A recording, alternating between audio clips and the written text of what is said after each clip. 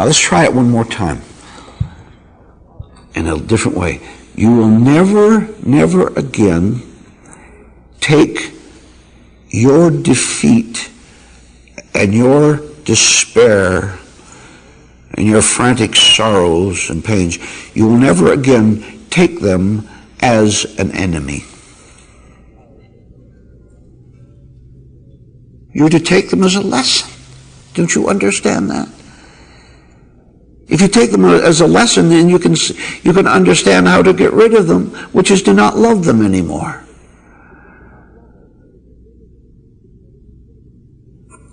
It takes a lot of deep, clear thinking. And you know what deep, clear thinking is? Egoless thinking. I'm asking you to not be afraid of anything. Don't be afraid of anything. Go, look. Oh, what's the tunnel? What tunnel today? Always some kind of an irritation, right? So what if I got irritated 50 times? At last, you know that all you are is a bundle of irritations, and you're not going to be afraid of it anymore. You're not going to blame someone else for making you that anxious. You're not going to call yourself a sinner beyond redemption. You're going to study. God himself says that you can study all problems out of existence. Now, what's the point of getting mad in yourself? What's the point in doing that when you could study it instead? And you do that and you'll see yourself going up and up. And each time you go, you know very well, you go a physical trail and there's dark tunnels, you go through them, you know very well you're going to feel better, aren't you? You get outside on the other one. And you'll have more strength for going through the new one. Okay, one more try. We have to hammer away at this. Because I'm seated here, and I'm looking out at you, and I know most of you. I know what you do for a living, most of you, and whether you're married or single. I know a lot about you. And I know your psychology. And I know that you're afraid that I might win in this talk tonight. Of course, you know that I personally don't win. The truth that has been given to you, you're afraid that it's going to win, and if it wins, then you lose. See? This is what you've been thinking during this talk tonight. If the truth, the principles, if they win, then I lose. See? You're an egotist. All you can do is say I to everything. You can't do anything but say I to everything. Now I want you to know that you do that. I want you to know how you're deceiving yourself. I want you to know how ridiculous. If the truth wins in this room, that means I have to give up something. For heaven's sake, I'm trying to tell you how to give up your sickness that you can't even see. You don't even know you have, and you don't want to know. All right. We're going to strike a blow for freedom. You should have been doing it all along, but we'll start at this point. As I talk to you, you're to notice that you form sentences as replies in your mind. Then you're to notice that the sentence always starts with the word I. I don't know about that. I wonder how it will affect me. I don't think that I want to let that enter me. You always start with the word I, and because you do that, everything that follows it is nonsense. Because the I is nonsense. Where did you get the notion that this is a debating class? That it's me against you? Where did you ever get the notion that this is a place where argument has to take place? Oh, I better tell you, there's no argument at all in this room. You may be arguing with yourself, but there's no argument as to what's being said. You can't really argue against it. Your false nature will try, but you can't convince yourself that you're doing the right thing. What dark tunnel did you stay outside of today?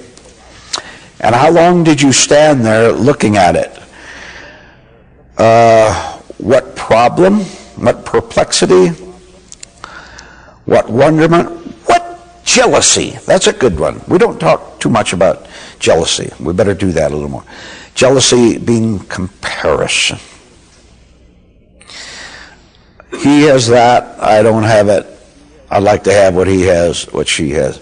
Then I'll be happy as he or she is, which is, of course, more nonsense.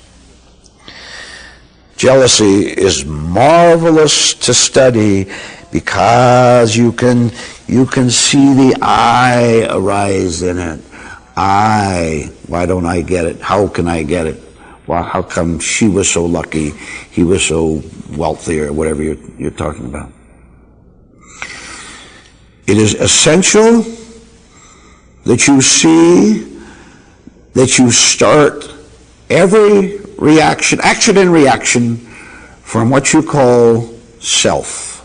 Now, I am telling you once and for all, and I'll probably repeat it many times, you are not you at all. Now, I'm going to tell you something. I know that.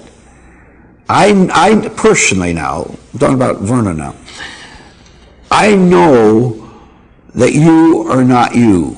It's absolutely clear to me. Clear as the desert. I also know that you don't know that yourself. I don't believe in you at all.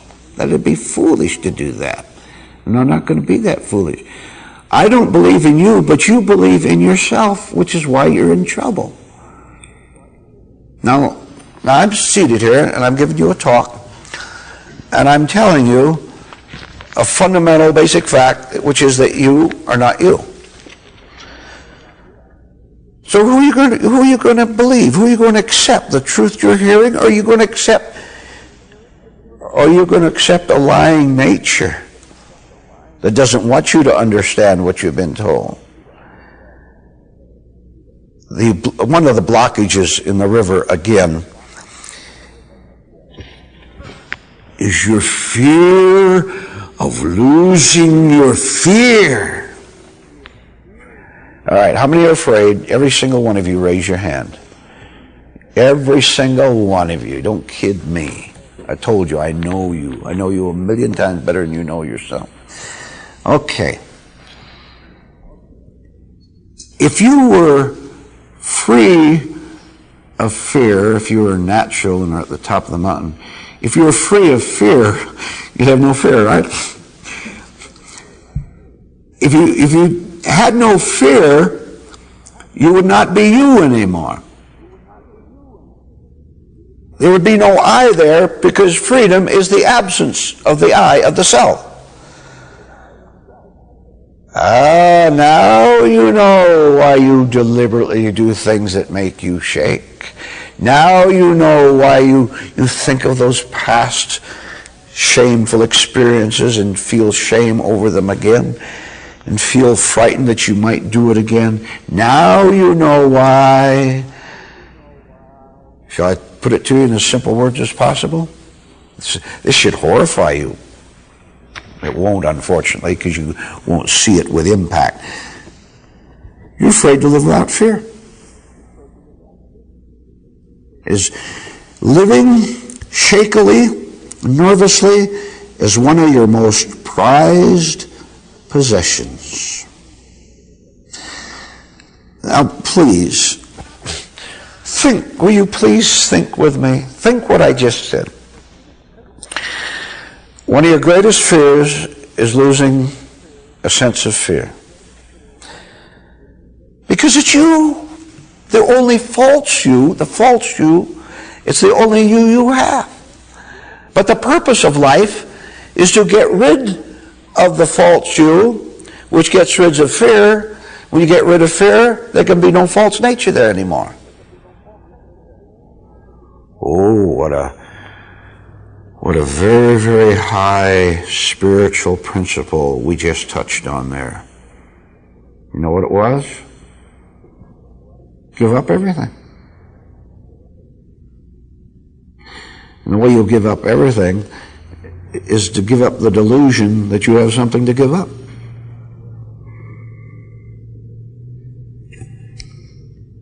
It's getting pretty deep. You don't even have fear to give up. See, you can't even give up fear and trembling. You fear to give it up because its banishment, you think, would be the banishment of you.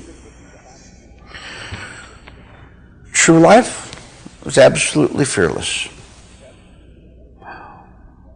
Why don't you test and try for yourself while I'm talking? Just go ahead and give up the delusion that there is anything to fear. There is nothing to fear, but you want to be afraid of. How many ways can I put it? I have to work real hard with words because we're dealing in opposites and the shades of meaning of words. It's not easy to communicate, but it can be done, and we're doing it. We're succeeding at it. Because you have the corner of life that you occupy and you defend with a high wall, because you have that, you're afraid. Because the world of your little corner there is the only thing you've ever known, and you will vow wrongly and foolishly that it's the only world that exists. I am telling you that the world that you live in right now is a false one and there is a true one. I am telling you that. Now please, why do you argue? Yes, you argued. Yes, you did. But you don't even know you argued. I'm trying to tell you the way out. I'm trying to tell you how to be free of your time nature so that you'll have everlasting life. Do you realize that's what I've been telling you for all this time? How to escape time? Example, back to the idea of you being afraid. It's all you've ever been. Talking about time, you were scared as a little kid, scared as you went to school, scared when you got married, scared when you got unmarried, scared when you started that business, scared the business might fail. Do you really believe that a God who is love, and God is love, you really believe that a God who is love would want you to continue to live in daily, minutely torment like you do? I'm telling you different. I'm telling you that you've made a horrible mistake. And I'll phrase that mistake. You're afraid of God's love. You love your violence instead. You love your own darkness instead of God's light and love. The evidence that you love it, because you live it. You live what you love and you love what you live.